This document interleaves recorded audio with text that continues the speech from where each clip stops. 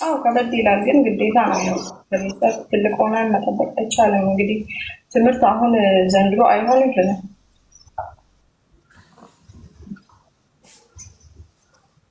እስከ ስንት ተምረሻል? 7 7ኛ ክፍል ነው ያቆምሽው? 7 ጨርሻለሁ። ለምን 7ኛ ክፍል አቆምሽ? ደብሮኝ። ትምህርትማ ደብሮኝ እስከ 10 ቢያንስ መጨረስ አለብሽ። አሁን ኦንላይን ላይ ነው። የርቀት ለምን አትማሪም? እኮ የርቀት እየተማርኩ ነው ኦንላይን ላይ። ጎበዝ። ትምህርት ቢያንስማ መሰረታዊ ትምህርት እስከ ምናምን መማር አለብሽ። እኔ እስከቻልኩ ድረስ 12ኛው ማለት እማራለሁ። በወር ስንት ብር ይከፈልሻል እዛ ቤይሩት? እስከ 30። ሰዎች እንዲመጡ ትመክሪያለሽ? እኔ ማለት አለ አይደለ የተሻለ ቤተሰብ ውስጥ ካላደጉ በስተቀር አለ አይደለ ለልጅ የሚተርፍ ቤተሰብ ምናምን አለ። እንደዛ ካልሆነ ቢያንስ ትምህርት እንኳን ባይሆንላቸው የሆነ ነገር ማድረግ የሚችል ቤተሰብ ካልሆነ ከ18 እድሜ ካለፉ በኋላ ቢመጡ ብዬ እመክራለሁ።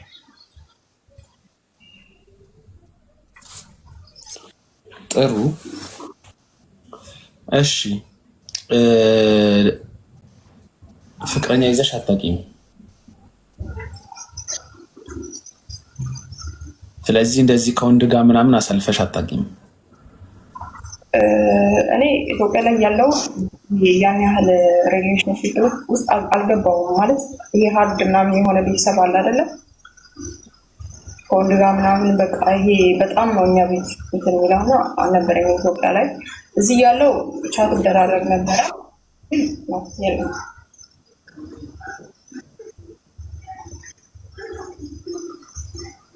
እሺ አይ ጥሩ።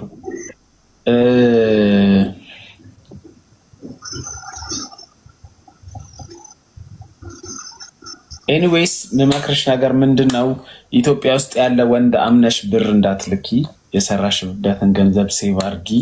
ራስሽን ለመለወጥ ሞክሪ እና የተወሰነ ነገር ያዝ አድርገሽ ኢትዮጵያ ውስጥ መተሽ ኖሪ። ስደት መጥፎ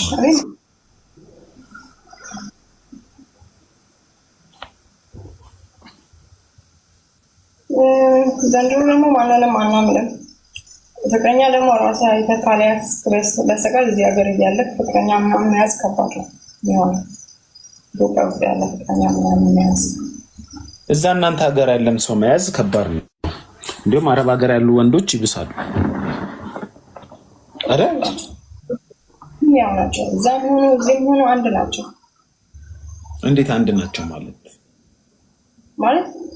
ይሄ ወንድ ልጅን ከተጀናጀንከው ድረስ አልታመንም ካለ ሁሉ ነው።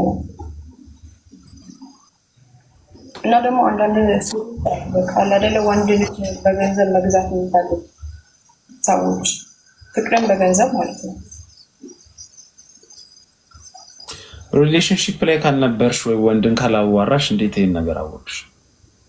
ብዙ ጊዜ ታያለህ። ይሄ ኦንላይን ላይ ስትሆን ቲክታክ፣ ዩቲዩብ የምትከታተል ከሆነ ብዙ ነገር ታያለህ። አሁን ሶሻል ሚዲያ ላይ